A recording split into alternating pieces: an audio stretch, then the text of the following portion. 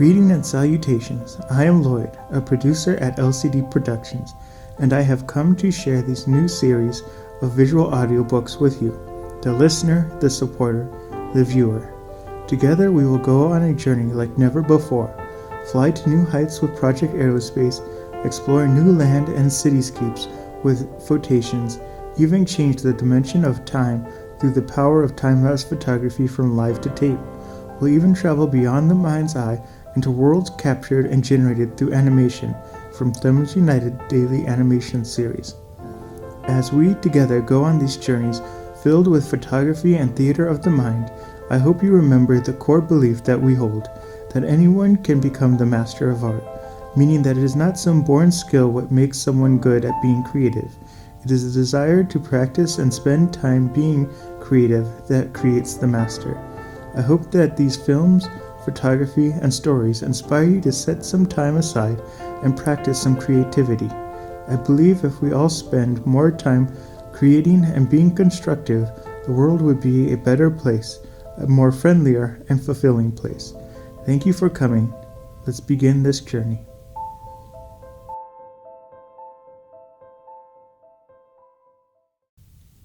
This is Live to Tape in partnership with Project Aerospace, recording the visual audiobook of the Girl Aviators and the Phantom Airship. Chapter 16, The Enemy's Move. Roy's first feeling was one of indignation at the fellow's impudence.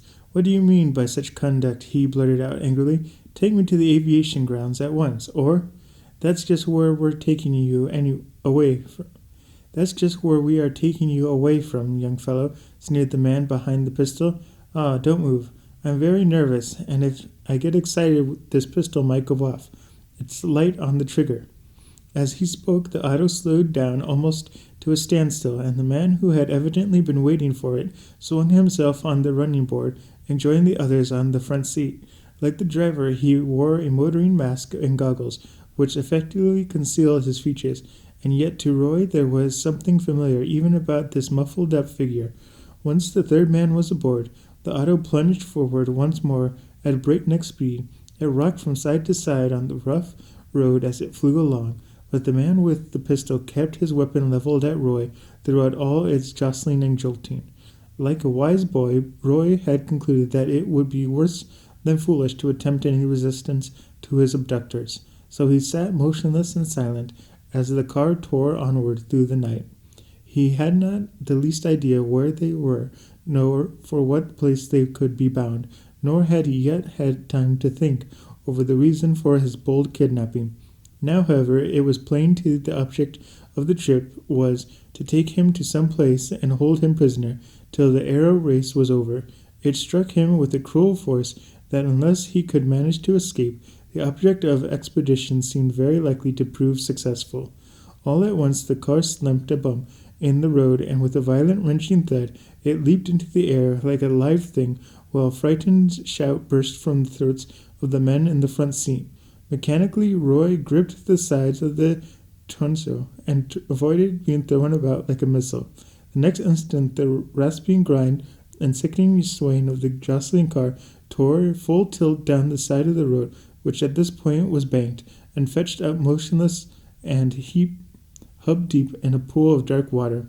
"Don't let the kid escape," came a shout from the man who had boarded the car on the roadside as an auto ceased to move. But before the words had left his lips, Roy had perceived that the water in the pond was not much more than knee-high. Quick as a cat, he was out of the tonneau before any of the others had come to collect their wits. As the man shouted his warning, the lad struck out through the oozy ground, seeking with every ounce of his strength to shroud himself in the darkness as the pond edge before the pistol wielder could locate him. But he had not gone more than a few steps when bang! A red flash cut out the night behind him, and a bullet whizzed by his ear. "Look out, you fool! You don't want me to kill him," came a voice behind him. Kid Gibson flashed through Roy's mind.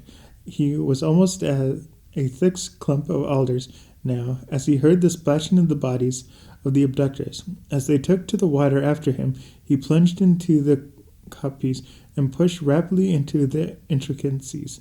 Shouts and cries came from behind him, and suddenly a blinding shaft of white radiance cut through the blackness. They had turned on the searchlight of the car in determined effort to locate their escaped prisoner.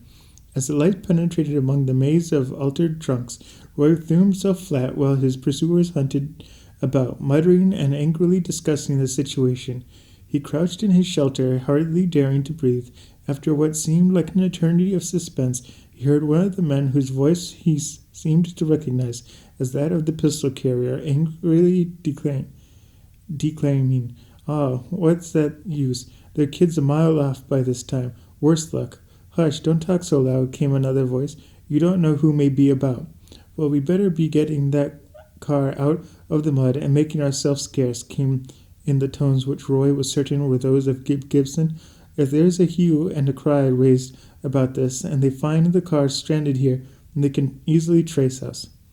That's so, was the response in the voice of Duke Dade.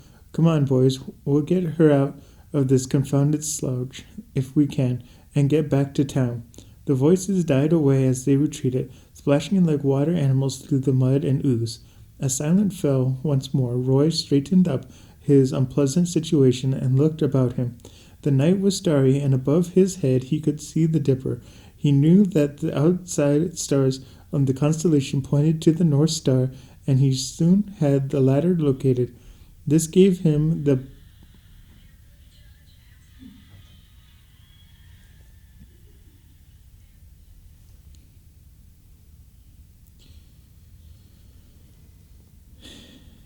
He knew that the outside of the star of the constellation pointed to the North Star, and he had soon had the latter located. This gave him the points of the compass, figuring that Antarctic must lie to the east of the present position. He struck out in direction as nearly as he could. He had no idea of that time the great Kirchin, in his haste to obey the forged summons of the flying track, he had forgotten to bring his watch.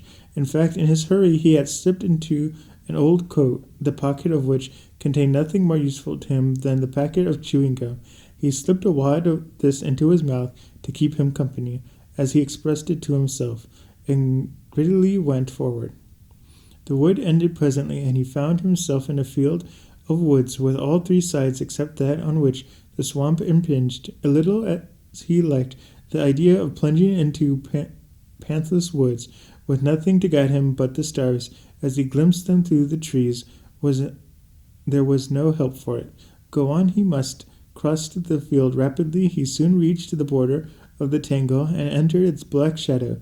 Keeping as straight a line as he could, he hastened forward, and to his great delight soon saw that the trees were beginning to thin out, and that beyond lay apparently open country. Hooray, I'm bound to strike a road before long now, thought Roy gleefully, and quickened his pace. He had not gone more than a few paces, however, when through the trees he heard a strange sound. It was the clinking sound like a rattling of a chain. The boy was bold enough, but the mysterious sound at the edge of the dark wood caused his pulses to beat a little quicker. What could it be? Gradually he stood still among the trees, and the sound drew closer. Ghosts in a storybook always clink chains, thought Roy to himself.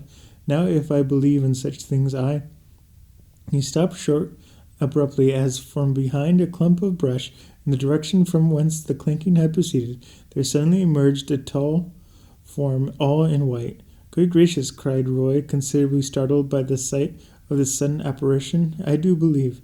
But at the sight of the white form he had involuntarily given a backward step. Without the slightest warning he fell the ground and suddenly gave way to his feet, and his body shot down through space. Down, down he shot. 100 mad thoughts twisted dizzy in his head. All at once his progress was arrested. Before he could realize what had happened, he felt a flood of icy cold water close over his head, and the mighty ring and roaring in his ears. But Roy was used to diving, and he automatically almost held his breath till he shot to the surface. Then he extended his hand and found that his fingers encountered a rough stone wall of some kind. I'm in an old well, gasped the boy, as the truth suddenly flashed across him. He looked upward. Far above him, as if seen through a telescope, he could see the glittering stars, and they were reflected also in the agitated water about him. somewhat to his astonishment, for the thought of death itself had been in his mind as he hurtled downward. Roy found that he was unhurt, but his present position was by no means one to invite congratulations.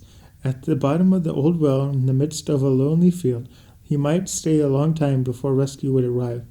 And in the meantime, but Roy bravely put such thoughts resolutely out of his head, and began to feel about him to see if it was not possible to find some rough place in the side of the excavation by which he might clamber to the surface. But his fingers only encountered stonework set far too smoothly to be of any service to him. Then he suddenly noticed that he had not observed before that there was a rope depended from above, trailing its end down into the water. It was too thin to bear his weight, but the boy thought he could utilize it to keep himself above the surface without effort. Trying a loop knot in it, he thrust an arm through the noose and found that he could sustain himself very comfortably. Then he began to shout, loudly at first, and then more feebly as his voice grew tired, but no answering sound came back to him. For the first time since he had found himself in his predicament, cold fear clutched at the young aviator's heart. What if nobody heard him, and he was compelled to remain at the bottom of the old well? As this thought shot through his mind, Roy noticed too that a deadly chill was beginning to creep up his limbs.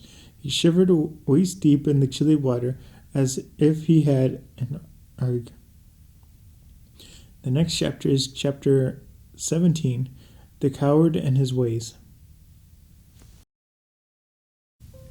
Thank you for experiencing this journey we have created here at LCD Productions. For more information on how to support these films and projects, visit photations.com/support.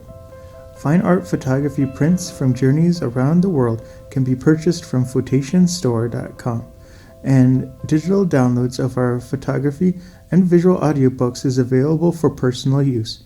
Commercial use is available at a different rate. Thank you for your time. I hope to see you here again.